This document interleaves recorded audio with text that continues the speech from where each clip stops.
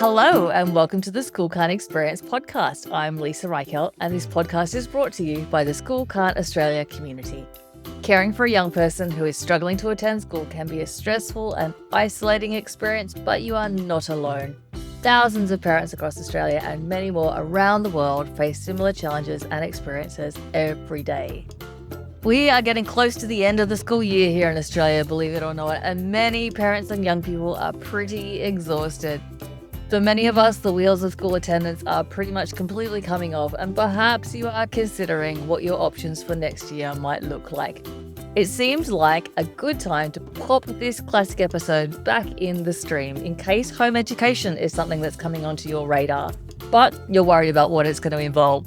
Pavlina McMaster from the Home Education Network joins us in this episode to put to rest some of the top home education myths. I hope you enjoy our conversation. Let's get started, shall we? Pavlina, can you tell me a little bit about yourself and your journey into what you're doing today? Sure. So I'm a volunteer for the Home Education Network. We came into home education 12 years ago when my first child started prep, and it didn't work for him at all. So he was a school can't kid, and we pulled him out. We came to home ed 12 years ago, quite traumatized from the school system and carrying a lot of baggage. Yeah, we've shed that baggage. And my eldest is now almost 18. And my younger one was a kinder can't kid. And we pulled her out because we were home educating her brother by then anyway. So, yeah, we just started home educating her from the start. She never went to school. Tell me about the Home Education Network. Who is it? What does it do? So, we're a not-for-profit organisation. We're Australia-wide. We're run entirely by volunteers, so we don't have any paid staff. And all of us have lived experience of home educating from babies all the way through to teens and beyond. And most of us have lived experience of disability, neurodivergence. So our main functions are supporting home educating families, advocating for parents and children, educating new home educators and prospective home educators, professionals, general public, education departments. We build community and we build connections in the home ed community. We run camps and excursions and assist pretty much anyone interested in home education. Amazing. Excellent. Well, looking forward to talking a lot about it today. I'm noticing that you're using the term home education rather than homeschooling. Yes. Do you want to talk about why that terminology matters? Sure. So the idea of schooling is more about, that opening up someone's head and putting information in. And it also has connotations about it happening in four walls. And it's not about schooling, it's about education. It's about learning and, joy and lifelong learning and those sorts of things. And so it's about becoming educated, not becoming schooled. So there's a bit of a difference. Not about taking the recipe, the formula of what happens at school and transporting it into the home environment. Exactly. We talked earlier about the level of misunderstanding that people have about home education, what they think it is, what they think needs to happen in order to do it. And we thought that maybe coming in and busting some home education myths would be a good place to start today. So let's start with our very first myth that we picked out, which is this idea that home education is last resort. When everything else fails, Yeah, you've tried everything else. And if nothing else works, then you home educate. why is that untrue? Oh, look, I wish I'd never sent my kids to school.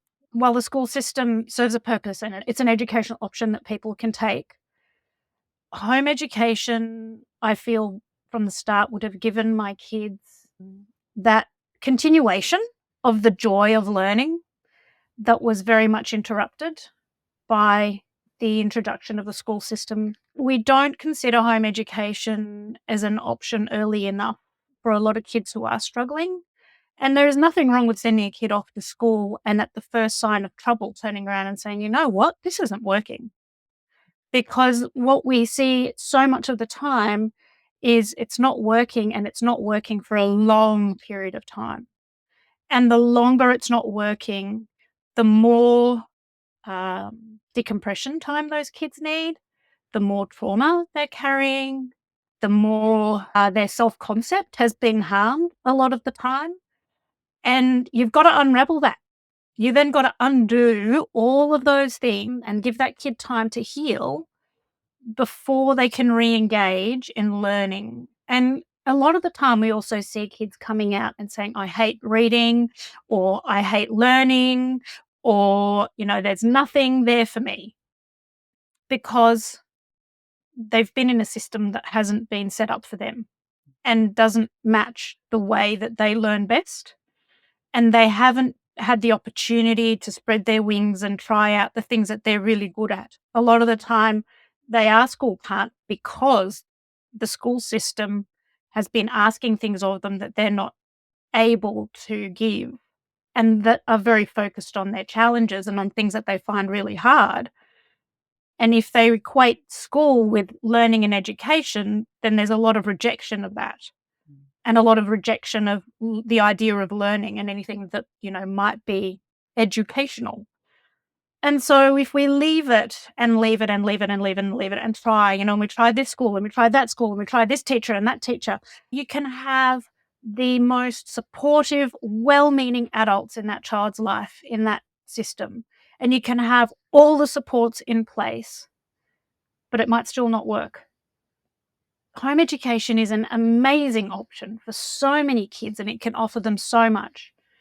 And so taking that option earlier in the long run is easier on parents, it's easier on kids. We did a big survey back in 2022 with a Senate inquiry, and we found that the longer people left it, the more trauma everybody had in the whole family. There was so much stress in those families. 98% of people said that there was major stress and strife in their household.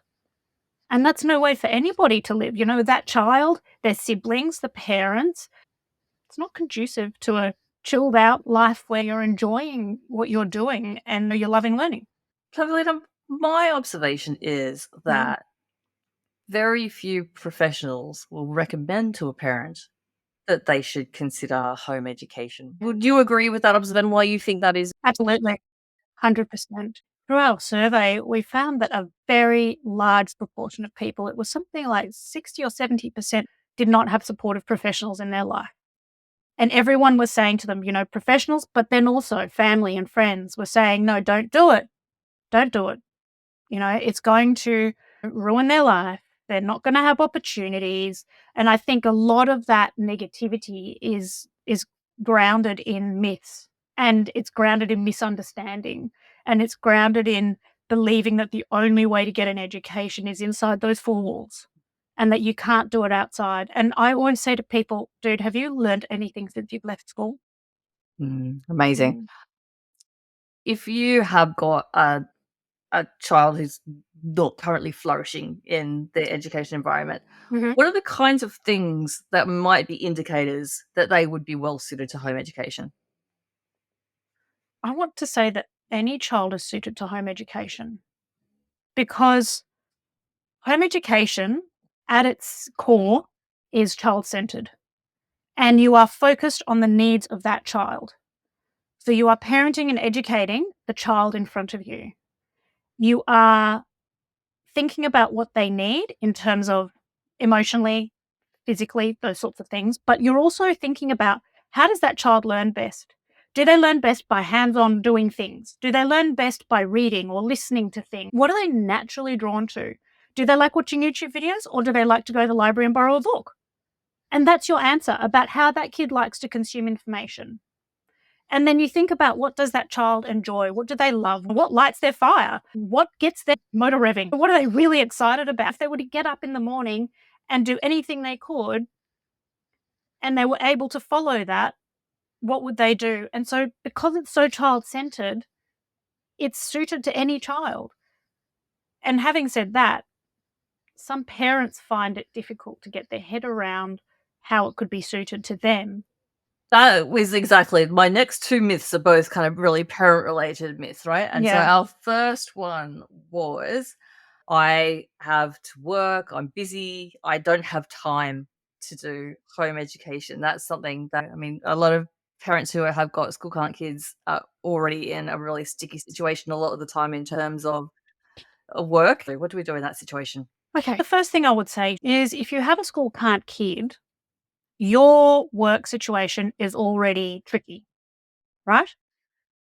And it's unpredictable. I would suggest to you that home education brings in some predictability because you can actually plan. You can make a plan about how this is going to work. And what it's going to look like for every family is very different. Does Johnny go to grandma's on Monday, Wednesdays, and Fridays and do gardening and cooking with her and, building in the shed with her, building birdhouses, possum boxes, nesting boxes or something? Does it look like mum works out of home Monday through to Wednesday and dad works out of home Thursday to Saturday?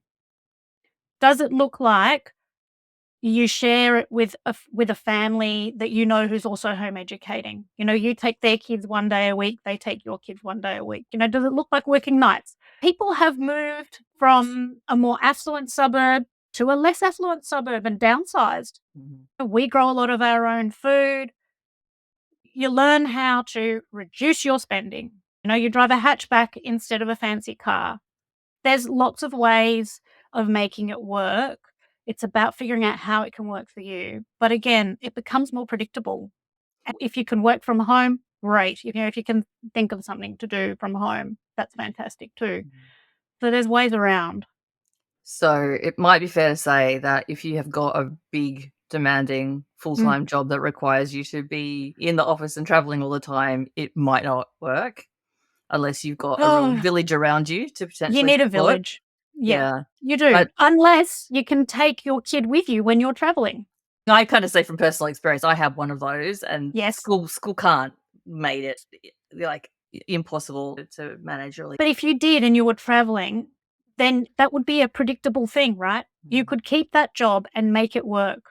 I know a dad, for example, he takes his kid to work who's 6, and the 6-year-old has a job. He has a little name tag and he does jobs. He stuffs envelopes. He carries mail around. He has his own little computer and types away at his own seat while he's at work with dad, and he's part of that environment. They make it work because he's there. He's learning at the same time.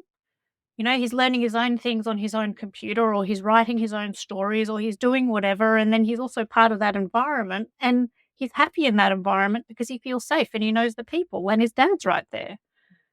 So it doesn't have to look like what we already know work and life to look like. Okay. So we just need a lot more flexibility in terms of how we think about fitting home education into our work, and also how we fit. That's right. Flexibility around our understanding of education. Yes, exactly. Because home education is not sitting down doing book work.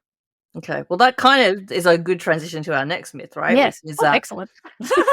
a lot of parents are like, I would be one of them. I look at the maths that my son is doing and I'm like, there's no way I could teach him how to do that maths. Yeah. So therefore, how could I possibly home educate him when I can't help him with the work that he's doing now, let alone what he's going to be doing in a year or 2 years or more? Yeah.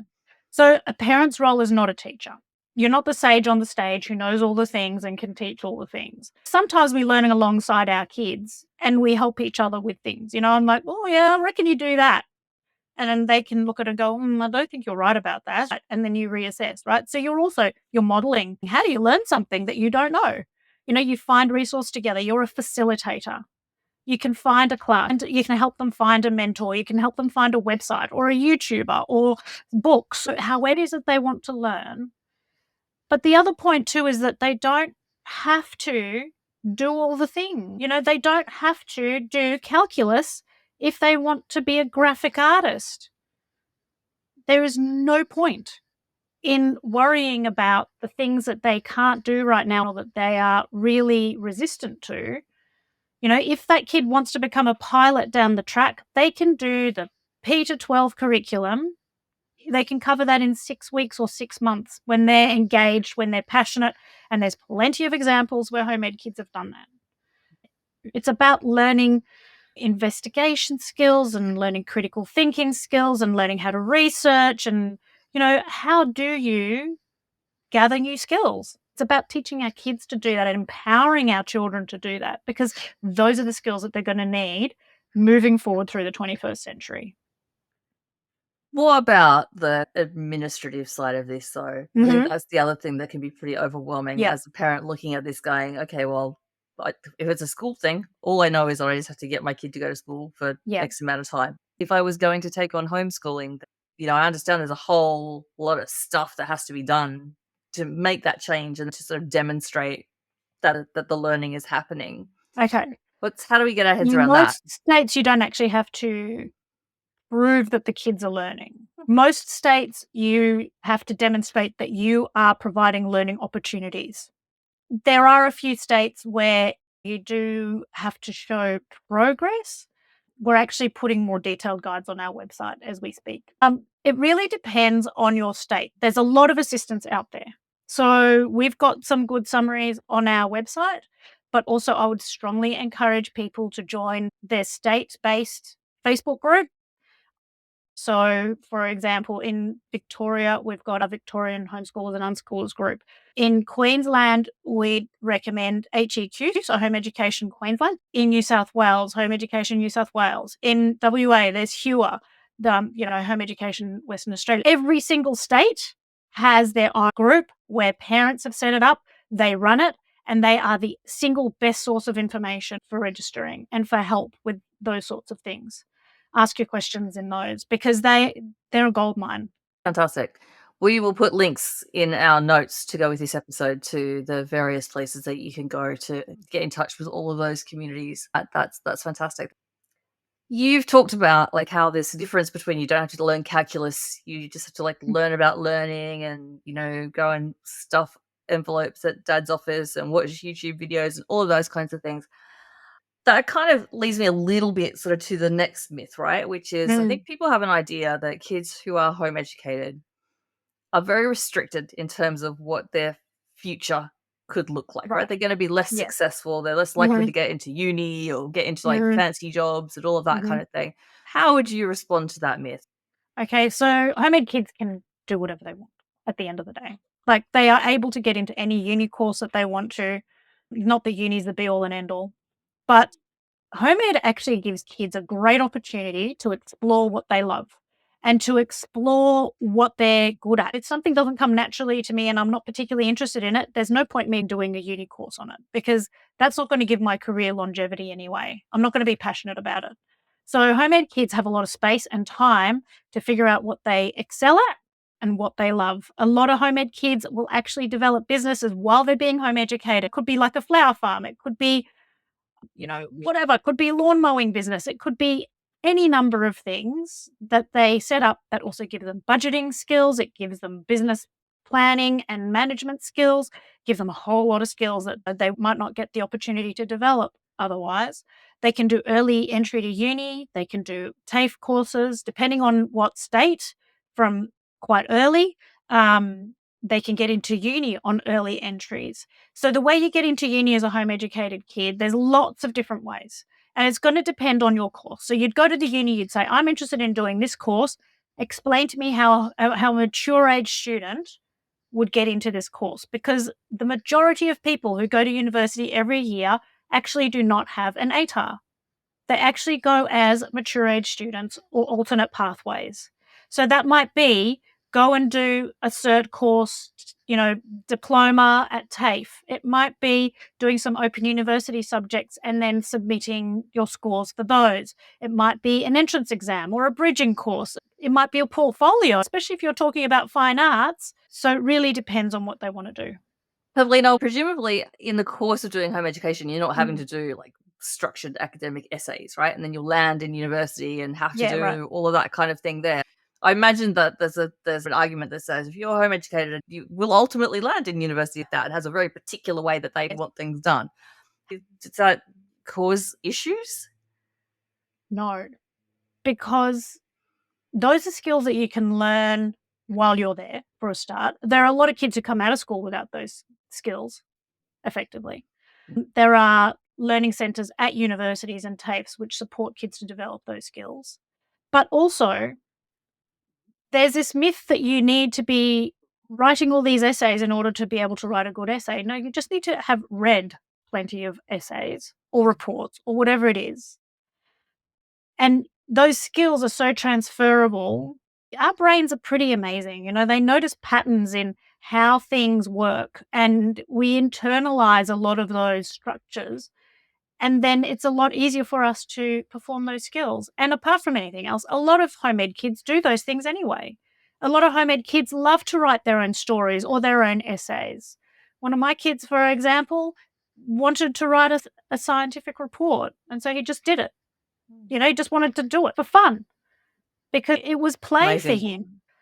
They're doing all these things already. And if they haven't, then that's fine, because those skills, when their brains are more mature and more developed and more ready and more able to do it, and they're also interested in it and it becomes relevant to them, they can learn those skills very fast when they have this foundation. And the foundation is language, which they get a lot of because there's a lot of talking with parents, especially in home education.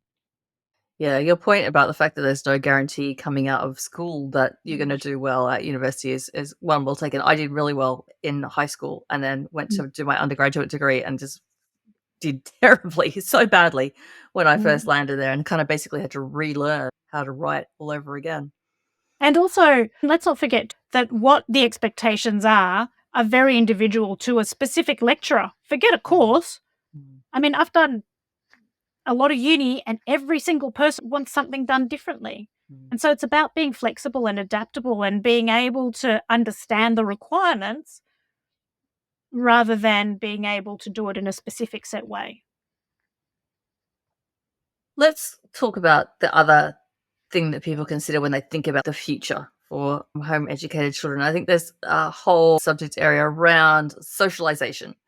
This kind of notion that homeschooled kids sit at home by themselves, weaving. Possibly locked in a cupboard. Hopefully not locked in a cupboard. But, not necessarily developing those kind of social skills that you would get in the school environment, and that this might mean that they don't end up having friendships as they progress through life, that they might not be well prepared for the challenging social dynamic of the workplace. What can you tell us about that? A lot of school kids come out of school without good friendships. But I'm also going to put it to you that home ed kids actually end up with better relationships, especially for neurodivergent kids. They don't have to put up with bullying.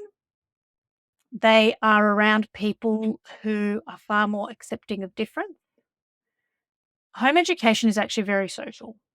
It happens in each other's houses, on excursions, on camps, in classes, depending on how your kid wants to engage and the extent to which your kid wants to engage. In co-ops run by parents where they get together once a week and everybody runs a different activity. It happens in homeschool groups and home ed groups. It happens in the community. And those kids are far more confident, generally talking to adults and in advocating for themselves and in being able to make friends with a very broad range of people. Because, you'll go to this camp and you'll meet these people and you'll make friends with them and you spend a lot of hours with them. So you get to start cementing those relationships. And then you go to another camp or another class and you meet other people. And, they're from all different walks of life and with all different communication styles. And you are practicing all those skills. You're not stuck in the one school environment with the same group of people all the time. You're communicating with people who are older than you and younger than you. I'm 49.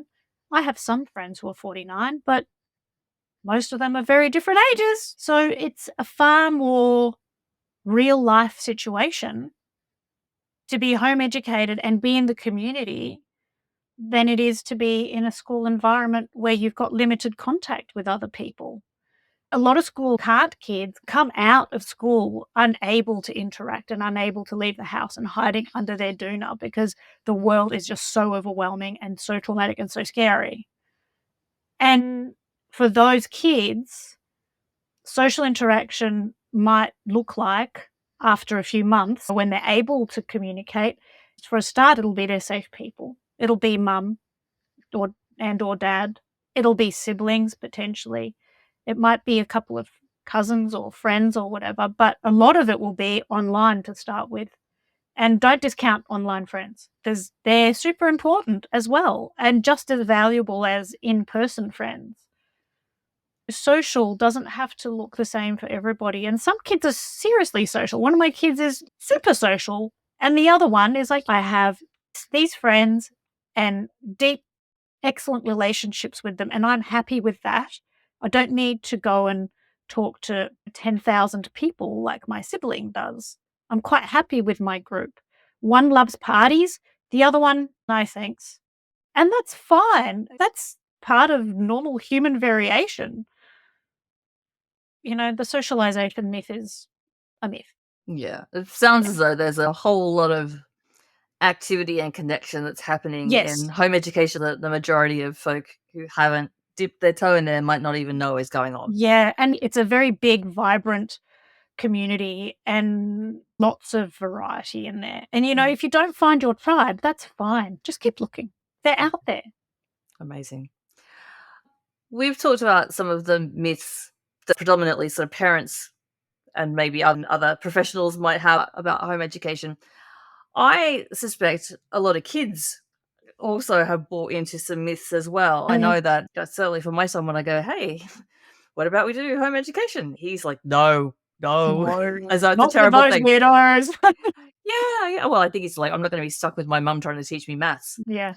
How do we help to debunk some of these myths for these kids who could probably benefit from this, but are initially really resistant? Resistant because, for a start, it's an unknown. Mm. Like, there aren't movies and TV series with all these home educated kids running around. There's so many myths around home education that are also perpetuated in the media, on TV. You'll have the weirdo who was home educated in a TV series. And there's a lot of perpetuation of those myths. Part of what doesn't help too is the messages that kids get intentionally and unintentionally from media and the school system, especially about, if you don't finish school, you'll be a failure. The words and the terminology we use are really powerful. High school dropout, that's a big one. And it's so commonly used. And there's stigma associated with leaving school because everybody wants us to finish school. Because, our society status quo is that that's the only way to get an education. And there's so many other ways to get an education. And I think perhaps normalizing that and talking about, what are our deep-seated fears? What are our deep-seated concerns? And, if a parent can't answer those, that's fine. Just find someone who can.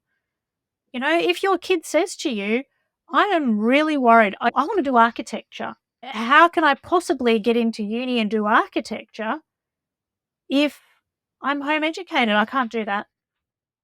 If you don't know the answer to that question, then you go onto there's a great home ed group on Facebook, careers and further education or something. You ask in there, you know, anybody's kid done architecture? And people say to you, yeah, great, go get them onto doing some CAD or learning Blender or whatever and do this and this. All of a sudden, that kid who's reluctant to leave school perhaps might be less reluctant because they can also now see that, hey, you know what? I can do work experience and I could do one day of work experience every week for the whole year with an architect, which is an opportunity they don't get at school. So it's also about, dude, there's opportunities. There are actually big opportunities when you are home educated that you don't get when you're at school. It's not about less opportunity, it's about different opportunity. And a lot of the time it's about more opportunity. Amazing. Fantastic. That's very inspiring. Pavlina, if somebody who is listening is thinking about whether home education might be the right pathway for them and their family, where to get started? Where to get started?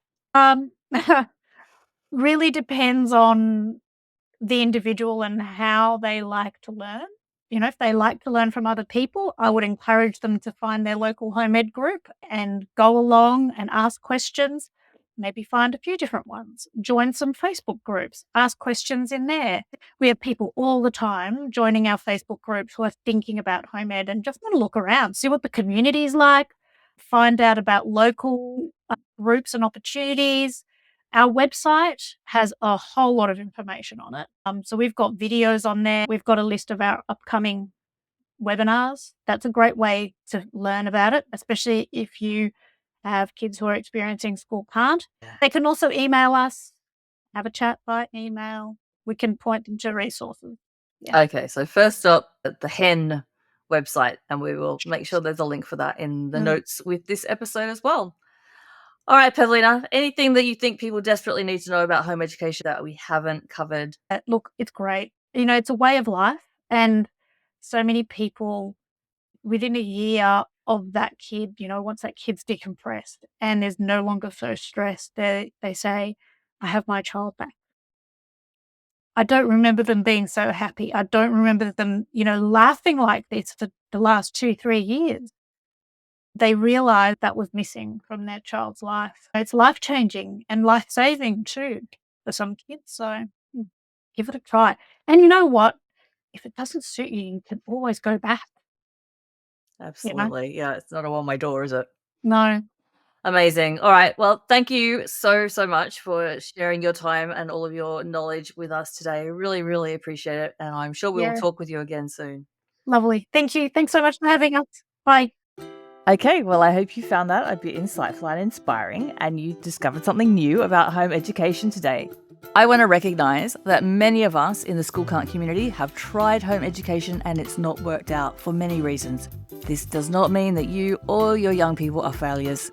We are going to be sharing all kinds of experiences with home education in the future on this podcast, and we would welcome you to share your experience as well. You'll find the links to HEN, the Home Education Network, as well as many of the Facebook groups that Pavlina mentioned in the notes that go along with this episode. We've also added a link to the School Can't Australia community, and there's a place for you to share your feedback on this podcast, or maybe even volunteer to share your own School Can't experience on a future podcast episode. We would love to hear from you. If you are a parent or carer in Australia and you're feeling distressed, remember, you can always call the parent helpline in your state. A link with the number to call is in the show notes. And finally, please consider donating to School Can't Australia. Your tax-deductible donations assist us to raise community awareness, to partner with researchers, and to produce resources like webinars and this very podcast to assist people who are supporting children and young people experiencing School Can't. Thanks again for listening, and we'll talk again soon. Take care.